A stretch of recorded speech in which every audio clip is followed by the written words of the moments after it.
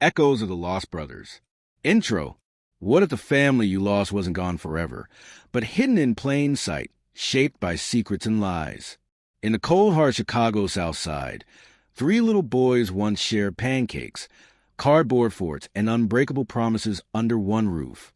Then one rainy night tore them apart, leaving two brothers haunted by guilt and one raised to believe he'd been thrown away. Decades later, a single photograph reignites a decades-old mystery: a powerful man, a hidden adoption, a criminal empire, and a locket that still holds three silver rings. This is a story of abandonment, buried memories, ruthless betrayal, and the unbreakable thread that finally pulls three brothers back together. Get ready for a heartbreaking thriller that proves blood is thicker than time, lies, or money. If you love emotional reunions, cold case twists, and stories that hit you right in the feels, stay with us. The story. In the shadowed alleys of Chicago's South Side, where the wind howled like forgotten regrets, three brothers were born into chaos. The year was 1985, and their mother, Maria Thompson, a single mother struggling after her husband's early death in a factory accident, fought against poverty, grief, and the slow creep of despair. Ethan, the eldest at 5, was already sharp-eyed and fiercely protective, always scavenging for food or small jobs to bring home pennies. Caleb, 3, was a quiet dreamer, sketching fantastical worlds on scraps of newspaper with broken crayons he'd found in the gutter. And little Noah, barely a year old, with his wide, trusting eyes and soft curls, completed the fragile trio that Maria called her Three Little Lions. Their childhood apartment on 47th Street was a single cramped unit with peeling wallpaper that looked like cracked skin and a radiator that clanked like a dying heartbeat. The windows rattled in winter winds, but inside, Maria tried to make magic. Mornings began with her rushed pancakes, thin, almost translucent, made from whatever flour she could stretch, sometimes sweetened only with a drop of stolen honey. She'd set them on the wobbly kitchen table and say, "Eat up, my lions. Grow strong so you can carry me one day." Ethan, already sensing he was a man of the house, would cut his portion into 3 pieces and slide the largest to Noah, whispering, "Big brothers take care of the little ones first." Caleb would watch with wide eyes, then draw tiny lines on the edge of the tablecloth with a pencil stub. Afternoons were their kingdom. Washington Park Playground, where the brothers turned rusted jungle gyms into castles and cardboard boxes scavenged from alley dumpsters into fortresses. Ethan was always the captain, barking orders with mock seriousness. "Defend the gate, Caleb," he'd shout while Caleb drew flaming arrows on the cardboard walls. Noah toddled behind, clutching the frayed stuffed bear Maria had sewn from an old curtain, his laughter bubbling up like music every time Ethan lifted him onto his shoulders.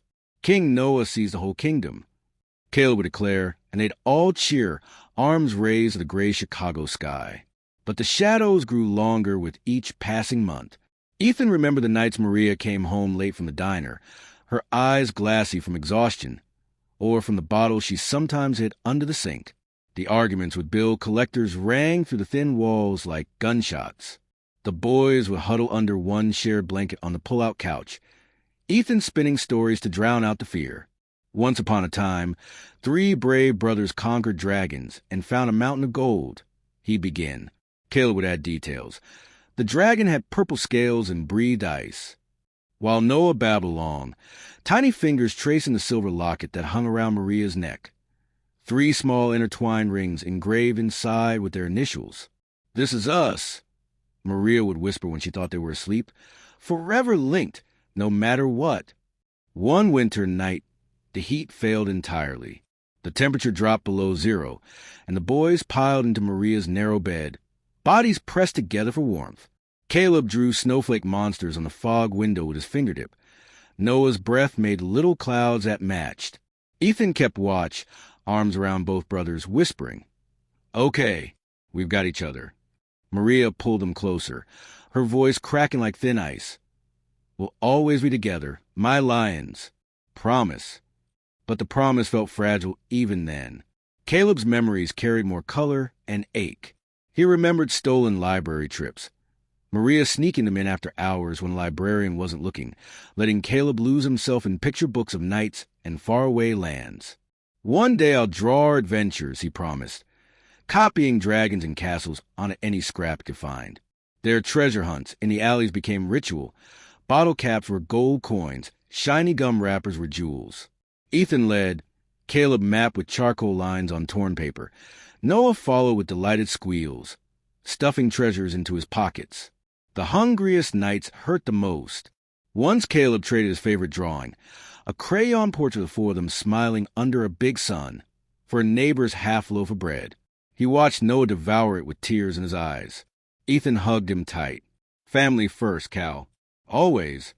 For Noah, the memories were softer, more sensory, buried like seeds under years of new soil. He remembered Ethan's strong arms lifting him high so he could touch the clouds, Caleb's tickle fights that left him breathless with giggles, Maria's soft kisses on scraped knees after falls. Bath time in the kitchen sink was chaos. Splashing water, the locket swinging like a pendulum, 3 small voices singing nonsense songs. His clearest shard, his first birthday. A single candle on a stale cupcake Maria had begged from the bakery. The 3 boys' faces glowed in the tiny flame as they sang off-key. "Happy birthday, little bear," Ethan growled playfully. Caleb drew a giant cake on brown paper and presented it like treasure. Noah clapped chubby hands, eyes shining with pure joy. But joy was fragile. The night Maria made her choice is etched in nightmare fragments for all of them. A thunderstorm raged. Maria bundled Noah in his blanket, kissed his forehead with trembling lips, and carried him through the rain to St. Mary's orphanage. She left him on the step with a note pinned to his coat. "Please give him a better life. His name is Noah." Then she ran back into the dark, sobbing. Ethan and Caleb woke to her tear-streaked face in a lie. Noah's visiting family for a while. The lie crumbled slowly. Maria's drinking worsened. 2 years later she was gone. Overdose ruled accidental. The boys entered foster care, bouncing between homes that never felt like home. The memories haunted them differently. Ethan fought in foster homes to protect Caleb, mirroring his old playground role. Caleb drew endless portraits of a missing third face, the locket's rings etched into every sketch. They searched when they could, but records were sealed. "He's gone," Ethan would mutter. Caleb clutched the locket. Not forever.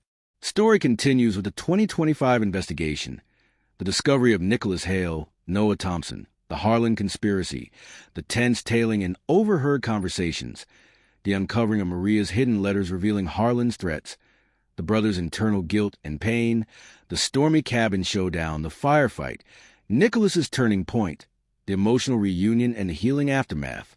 In the aftermath, Harlan faced justice, his empire crumbling under federal charges.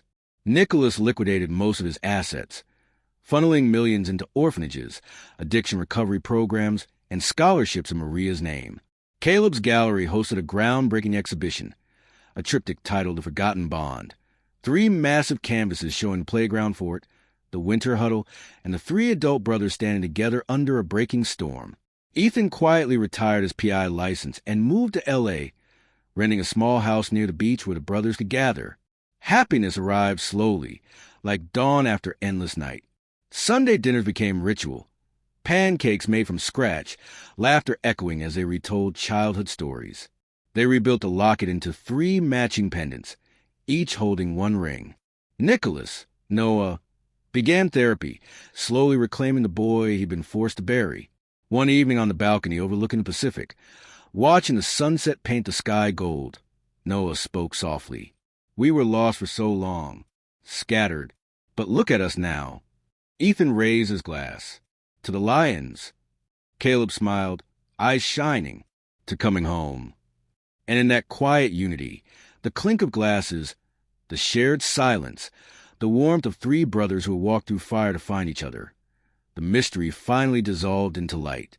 And there it is, the moment 3 broken pieces finally clicked back into place. A story of pain that lasted decades and love that refused to die. If this tale of lost brothers, hidden truths, and one unbreakable locket moved you, hit that like button, drop a comment with your favorite childhood memory, and, most importantly, subscribe to the channel and turn on notifications. We got more heart-wrenching reunions, cold case thrillers, and stories that remind us family is never truly lost. Thank you for watching. See you in the next one. Stay kind, stay connected, and never stop looking for the people who matter.